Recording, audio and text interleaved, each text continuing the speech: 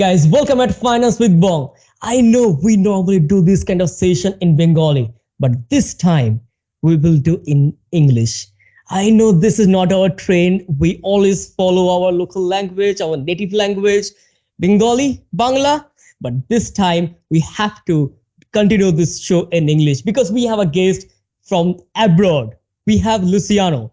He's a senior manager at US government and he is here to share his thought, understanding about money. Lo, thank you very much, sir, for being here, being with my show, our show. It's really a great pleasure for me. Thank you very, very much. It's my pleasure to be here. Thank you so much for inviting me. You're most welcome, sir. I have a lot of question, understanding. People ask me a lot of question about the money. So I will make it casual and I will ask very few questions from my side as well, and behalf of a lot of other subscriber and people, and my friends. So let me start with a very simple question. What is money for you? Money is, that's a really great question. And money means a lot of different things to different people.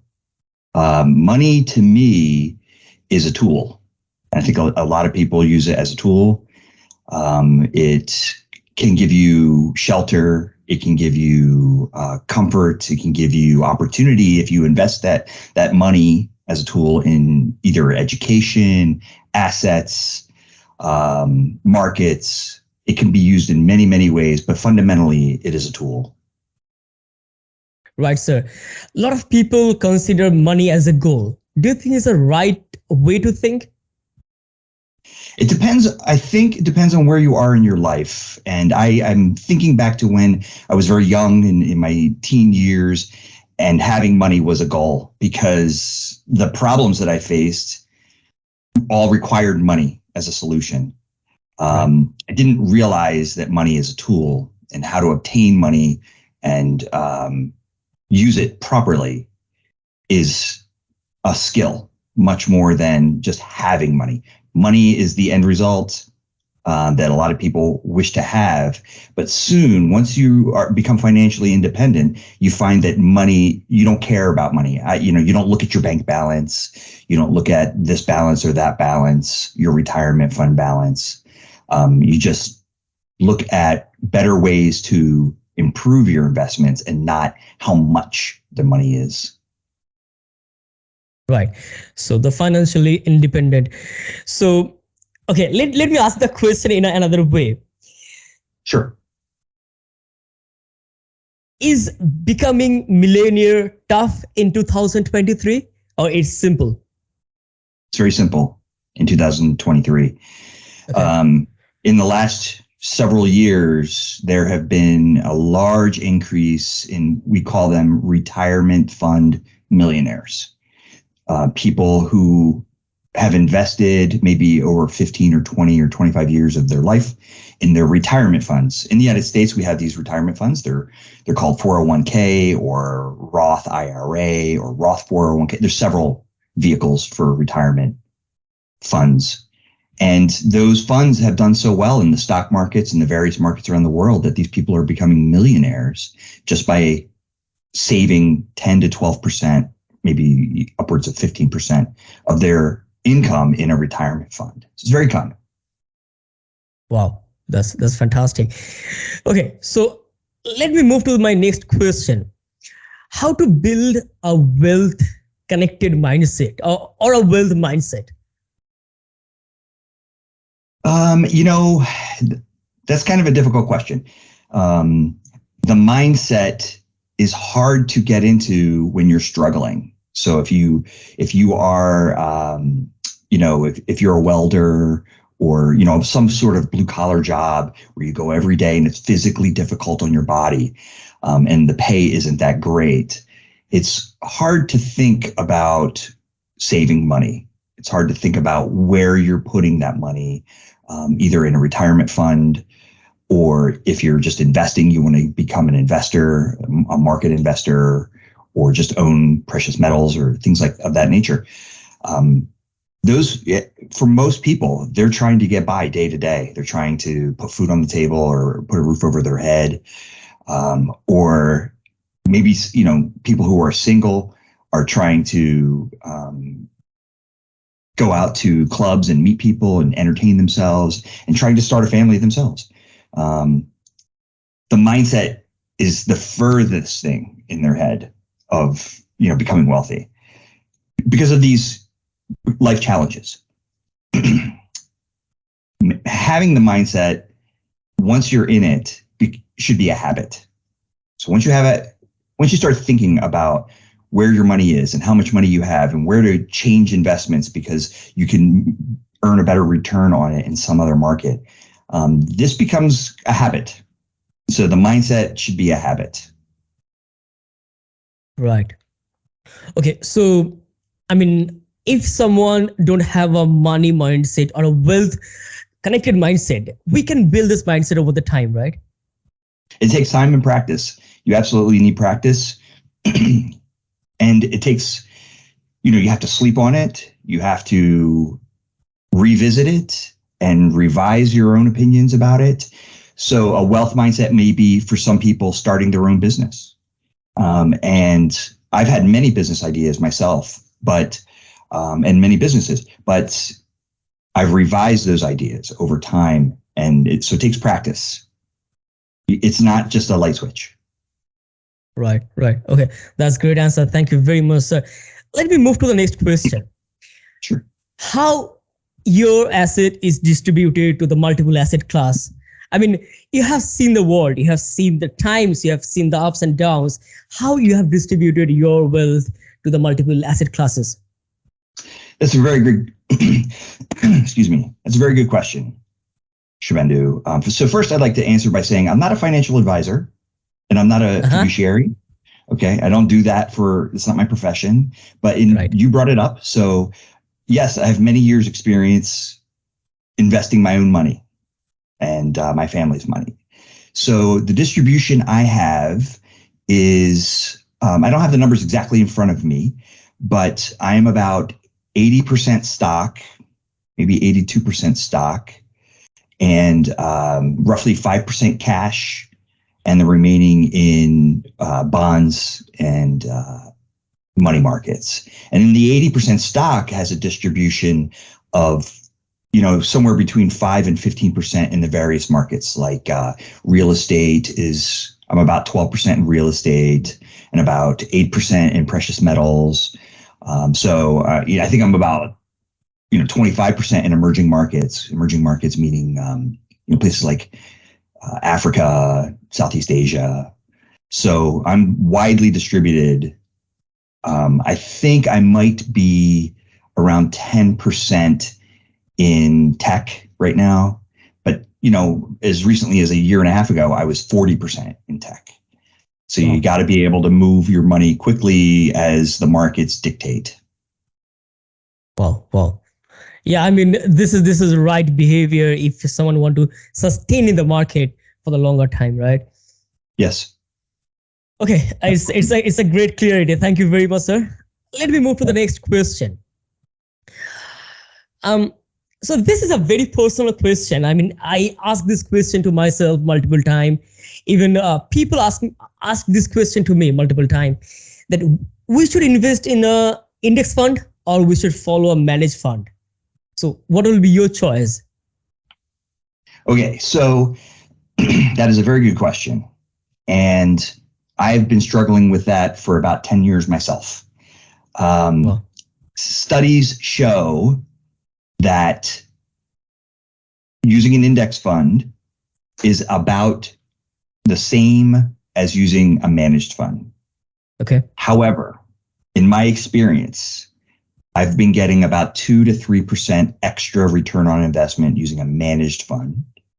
So I have a money manager with my investments, and she's very good. She shows me every time I want to have a call with her, about 3 or 4 times a year. She shows me through charts and graphs what I would have been making if I used an indexed fund versus what I'm making using her and her financial assets, the company that she uses. I believe they're using a lot of artificial intelligence, and we're doing about 2 to 3% better than index funds. Okay. Wow, that's fantastic. Okay, so let me ask a question.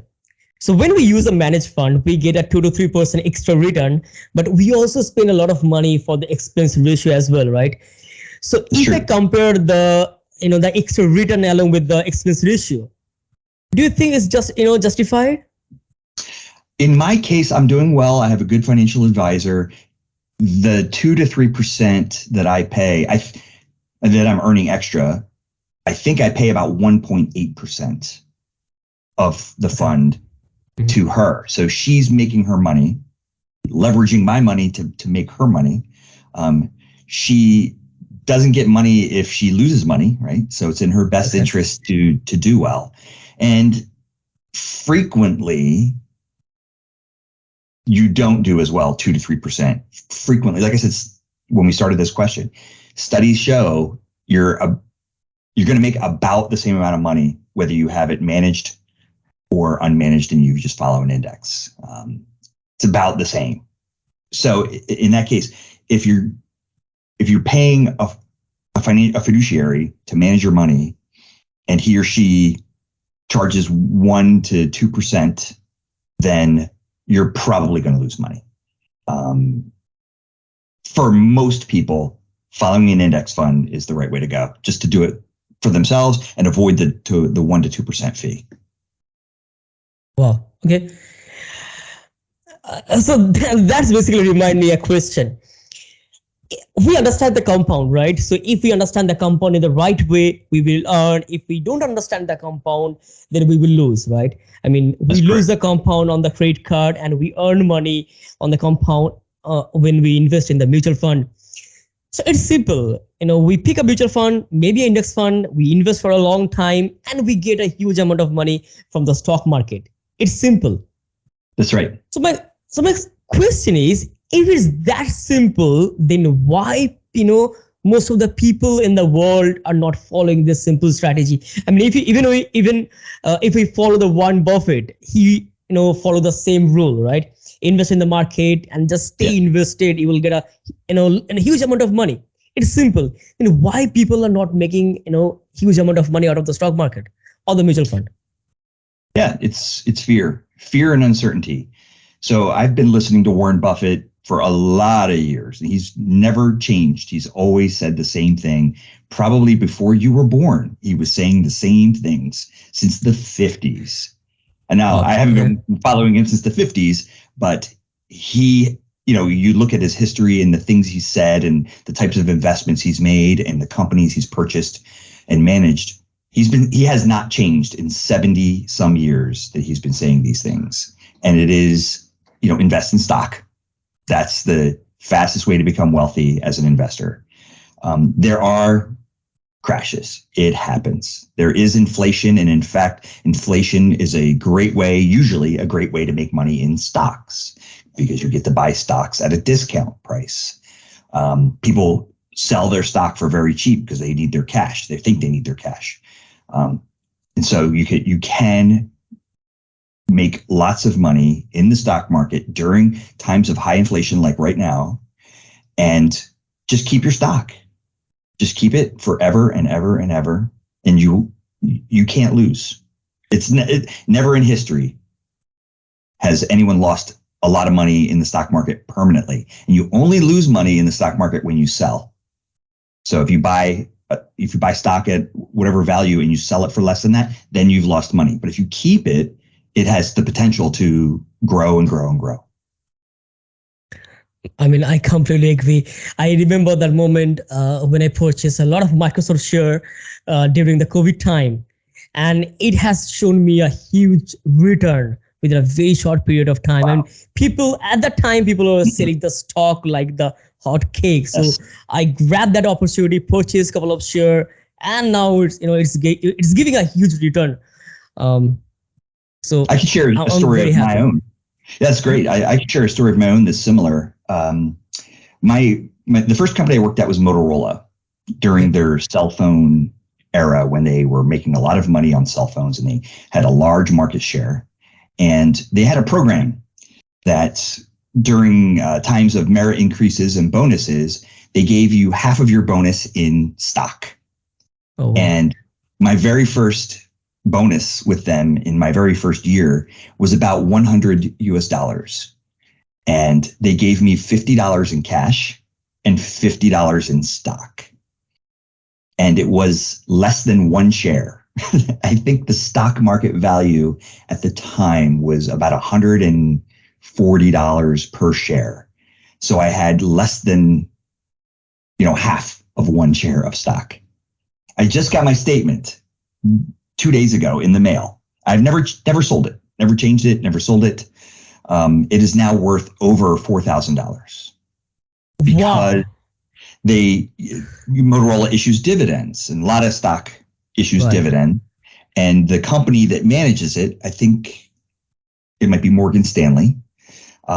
They issue a dividend in the area of about 15 cents every quarter. So, less than $1 per year. And they just reinvest that in the stock. So I have 16 shares of stock now. It started out less than a half of a share. It's now 16 shares, and it's worth over $4,000. And I don't miss it. Wow. I don't need that. I never needed that $50 back then. I don't need that $4,000 today. I'm just going to let it sit there and grow and grow and grow. And that's what we were talking about. Why people don't invest in the stock market is fear that they're going to lose the money. So that lesson for me was, I don't really need the $50. It's not going to make or break me. But sure enough, over time, it has grown into 4,000 US dollars. And that should show people that there's nothing to be afraid of. If you're comfortable with a $50 or $100 investment, then you can and you should. Right. Wow. That's a great story. I mean, this kind of story always push me to invest more in the market and, sustain in the market for the longer time. Thank you very much for sharing this story with me. Sure. Okay, sir. Now let me move to the next question. So you live in CO, right, in United States. I'm in India. Would you like to invest in India? I believe a lot of my investments are in India. I don't know the exact companies. I use my financial advisor uses hedge funds and things like that and sells stock in various companies. Whenever we have our review, it's hundreds and hundreds of companies that we scroll through. And she shows me that we're invested here, we're invested there, and several of them are in India. I just don't know exactly what the companies are or what they do. And I just kind of leave that to her. There's some tech companies that I'm invested in India, and some, I believe, materials companies like steel and various, infrastructure type materials, lumber. Wow. That's great. Okay, fantastic, sir. Thank you very much. Now let me move to the next question. Why most of the people love to build wealth, but they don't like stock? But the fact is, people, made billions by investing in the stock market. My father used to be afraid of investing in stock. He got burned once. He invested some money, and the stock, it was in 1987, and it was a very well-known Black Friday event, they called it, where the stock market crashed. Back then, I can't remember the value of the Dow Jones Industrial, but it went down 500 points in a day. And my dad got very scared. He lost several $1,000s, and he pulled his money out. And we discussed earlier, you're supposed to leave your money in. You only lost money when you sell. And if you're uncomfortable putting $5,000 in the stock market, then don't. Just put 1,000 or 500. Yes, the market will fluctuate. Yes, it will crash, but it will go back up. It has time and time again for more than 100 years. It has never gone down and stayed down. So it's fear. People will invest in gold, which is great. People will invest in real estate. There's one way to invest in real estate, and that is to buy a house and then either live in that house or rent it out. That's one way. A lot of people, my uncle used to own many houses and rent them out.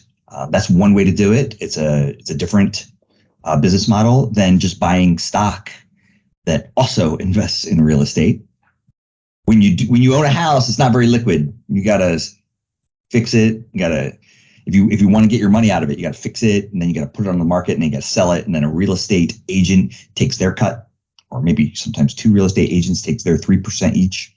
But if you invest in stock that is invested in real estate, it's very liquid. You can sell it right away in seconds through an app. So there's many ways to invest in things. The reason people don't get invested in stock is they're afraid. It's unfortunate. Okay. I mean, that reminds me of a story. So when I have started my stock market journey, I've realized that people made a lot of money using the stock market or by investing in the stock market. And a lot of people who lost their money in the stock market. And there are a lot of people who don't like the stock market. And I realized that the one common thing about this three group is the knowledge. Some people has a great understanding about the market, and some people don't even try to understand the market. So my first couple of months journey was understanding the stock market, do's and don'ts, specifically focus on the don'ts. So yes. during that time, the COVID hit, and I got a very great entry point in the market. And I invested a huge amount of money in the stock market. And I just stay invested. I have seen the portfolio. My entire portfolio was absolute red. Each and every corner, each and every stock was red. But still, yes. I just followed my strategy that I will stay invested and I will invest for a long time. Initially, my strategy was that instead of purchasing stock, I will purchase a company. So I understand those companies and invested only on those companies which I understand. And now everything is sorted, and now I am getting more than 100% of return in a couple of my stock, and few stock is growing absolutely fantastic way. I got a huge dividends from the companies. I have seen the stock split. I got the bonuses, and now I'm in a great position in the market. So I have completed 10 years of journey within 3 years because I had a great entry point. So that's fantastic. It was a great journey. That is a great story. You're getting very good returns. I'll share something with you I hadn't thought about in a long time. You triggered a memory. When I was in college, one of my first classes as a freshman was economics. And the teacher made us, as an exercise, pretend to invest in stocks. And we did that all semester long for 19 or 20 weeks. And the top five people who performed well at the end of the semester got extra credit. But really, it was about learning the stock market all semester long. And one thing I never learned during that entire semester was the common problem young investors have is that you're always trying to hit a home run. You're always trying to buy that company that is going to double in price very quickly, or they're going to invent something new and their stock is going to go up. It's like buying Amazon or Tesla before they became famous, right? Right. Everybody wants that, when really you want a portfolio of multiple investments in various companies, also known as a hedge fund. You can buy into a single hedge fund that diversifies all of your money into multiple companies of either similar markets or similar, whatever they manufacture and sell. If it's a manufacturing or service company, there's a lot of service companies on the stock market. And so I never learned that in my economics class. And I was always trying to, the baseball analogy is you get up to the plate and you swing for the fences every pitch they throw. And so I was buying like Coca-Cola and Disney and, General Motors at the time, and just big famous companies. And the problem with that at my age was they're flat. They're very slow to grow and earn money over many, many years. And I'm trying to, develop this huge return in 3 months so I get the extra credit. That, only now am I realizing that this economics teacher is trying to teach us a lesson about staying in stock for the long haul. And you're almost never going to find that Amazon or that Tesla stock where it's, a small amount invested and now you're a millionaire. That just doesn't happen really. Wow. I wish someone taught me about this as well. So we never talk about the money in my location where I live or where I have studied. Nobody ever talk about the money. I mean, it's absolutely a taboo topic in our family as well.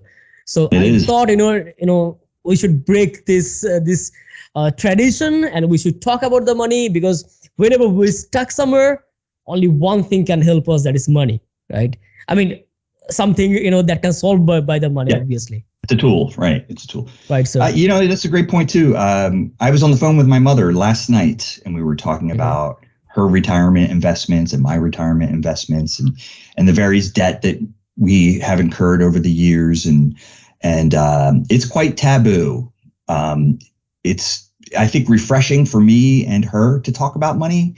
But only in the last few years have we been doing it.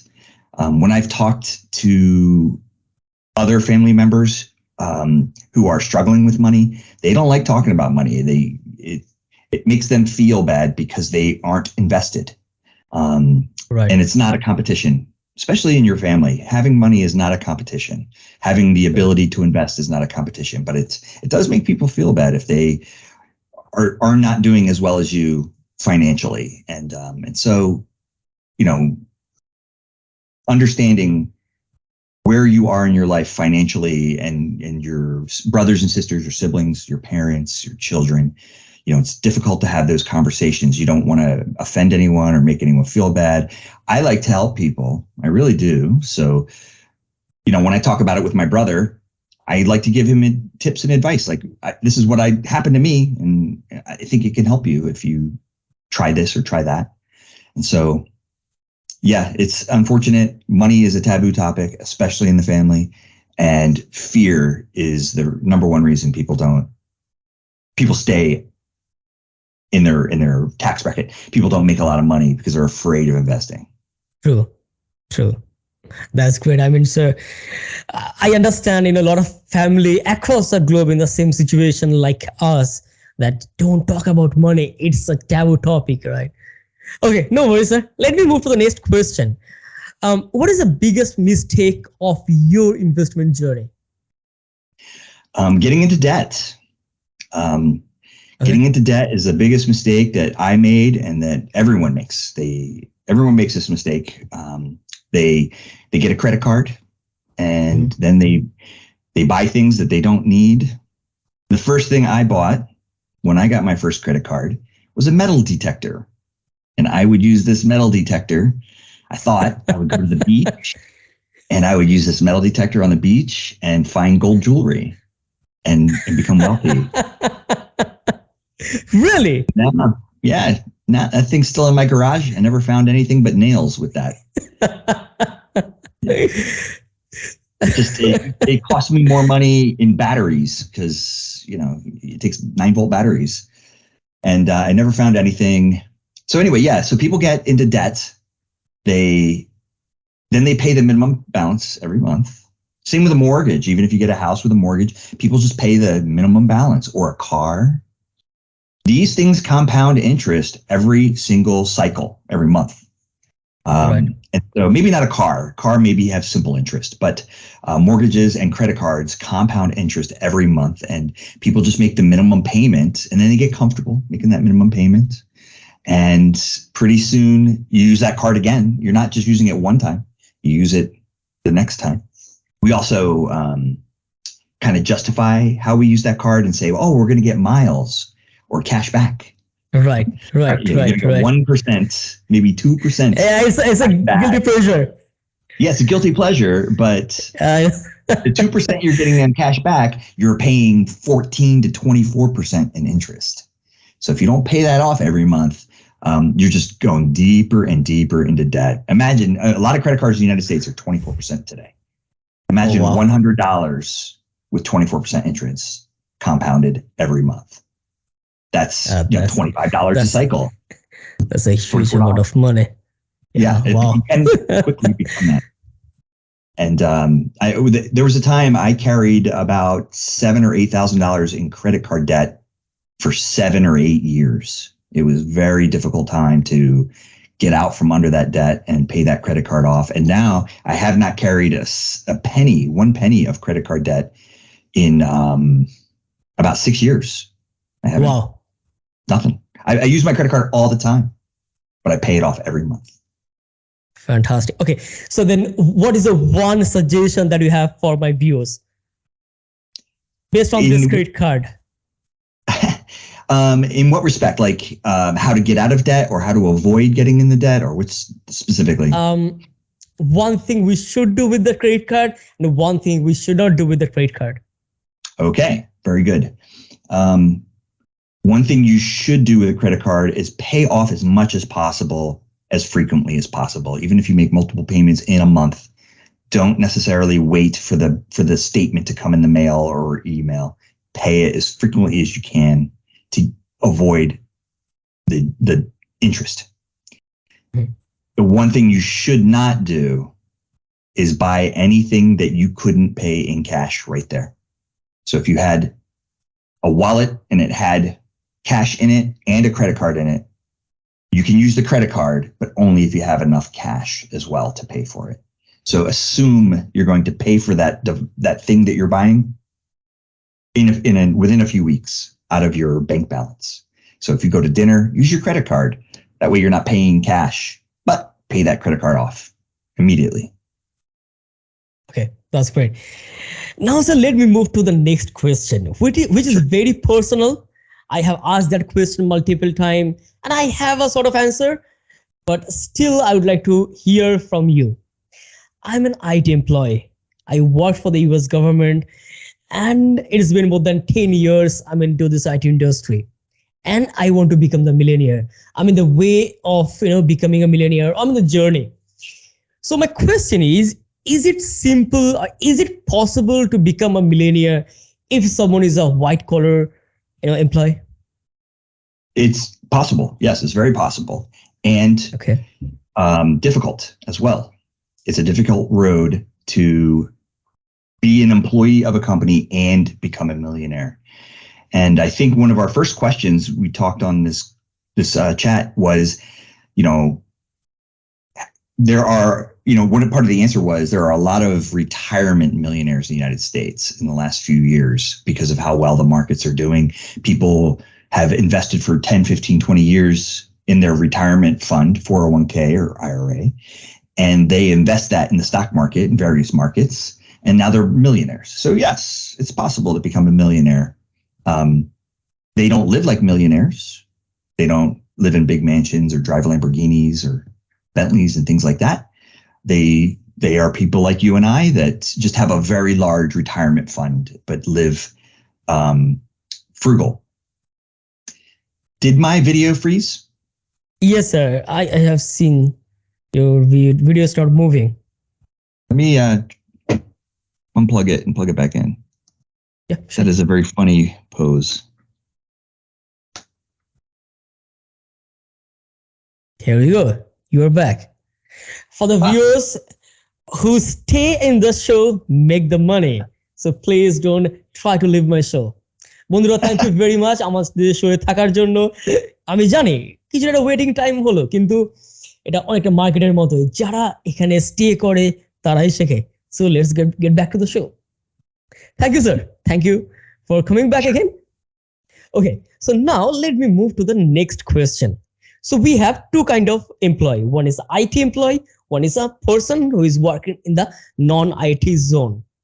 What is the easiest way to make some more extra cash for both the group? Yes, starting a business is the easiest way to make money. It's not as reliable as a weekly paycheck from a company. And I think that's why a lot of people, me included, are direct employees of a company. Starting a business, however, can over time grow your bank account exponentially.